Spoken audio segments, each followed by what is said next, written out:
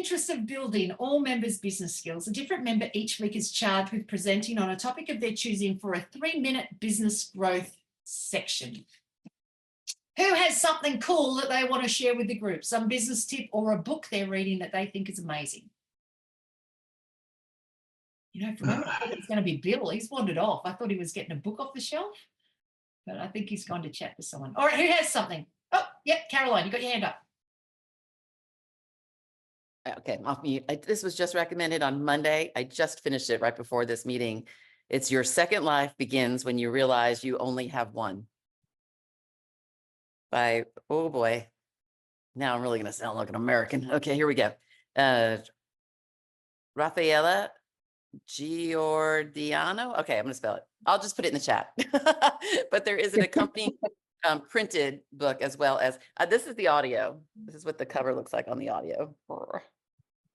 Carolyn, something tells me that Lucia could give you a good pronunciation. I reckon for sure. Because, well, I can, it's lovely. The English, it is, because it was written in French originally, and now it is, so they keep the French accent. So, you know, we Americans, we love a good accent around here. So that's, it was very enjoyable, and it was only about 5 hours long. And then there, you can, if you go to, what's that big place that sells all the things? The Amazons. Oh, I was going to say Vegas.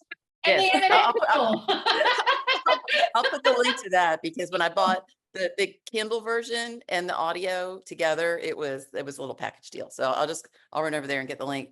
But it took all of those things that you know you should do and made it seem like you could do it instead of being like that mountain's too high, or that, you know, you eat that elephant all at once kind of thing. I like it. I like it. Back when Jack was 6, right? Well, actually, when he was 5, we go to school when we're 5 here in Australia. And so Simon was off work for 2 years with the boys from when Jack was 4 until he was 6.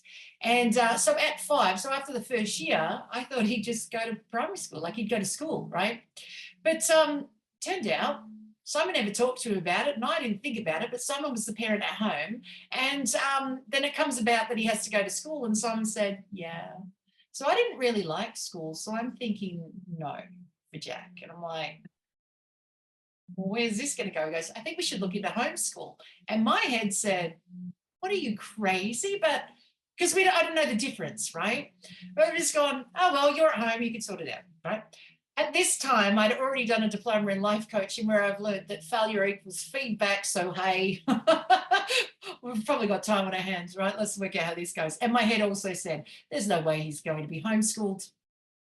He'll end up going to school. That was my head, but hey, you look into it and see where it goes, right? And Jack's like, I'm with that, right? And I said, but we have to have a day at school so we can work this out as well, right? But anyhow, he did go to school for one day, and then he wanted to go home halfway just before lunch. And I said, and the teacher said he can come home, and he came back, and he's a friendly kid. And I said, well, he said, you better get my bag. And I said, well, you might want to come home and do art, come back and do art with the kids later. He goes, you'll be coming back and getting my bag without me later. And that's exactly what happened. So I've just gone, right. Anyhow, homeschool it was. Well, at that point, my mum went bananas. What do you mean homeschool with kids never going to learn to read? Oh, my God. And, you know, all this other stuff. And, of course, you know, regardless of what my thoughts were, I'm not about to pull down Simon's ideas in front of a parent. That's not going to happen, right?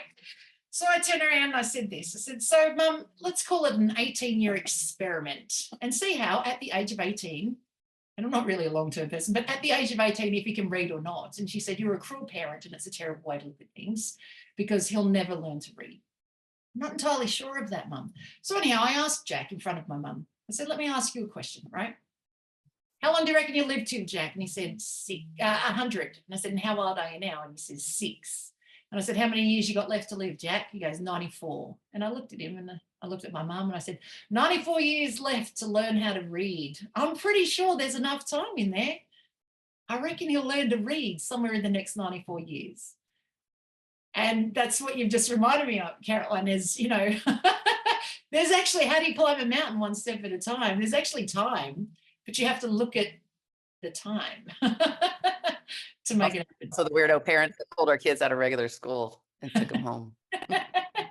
Yeah, so I understand homeschool now. I couldn't do it. Someone went to work and then I had to homeschool him. And after 6 months, I had to then have an interview. And it seemed to be more about me doing the work than Jack doing the work. And at that point, I came up with a plan for him to go to school. I allowed Simon to take the boys to church. And not that I disallowed it. He just said, I thought I'd take him to church. No, did he took him to church on a Sunday and they went into like a Sunday school session. They went into the church thing and they went into a Sunday school session. Jack comes out going, oh my God, it was amazing. There was a guy in the front, they call him a teacher, and he taught us stuff about, just stuff. And he said, and we got to do crafts. And there's kids there that I could play with. I've gone, honey, that's called school. And he goes, and I've been missing out all these years. I'll start tomorrow. And that was it. The next day he started at school. They don't know what they don't know. And then at that point, someone's gone, I think church was the wrong idea because I wanted him to be homeschooled. But let them make their own decisions.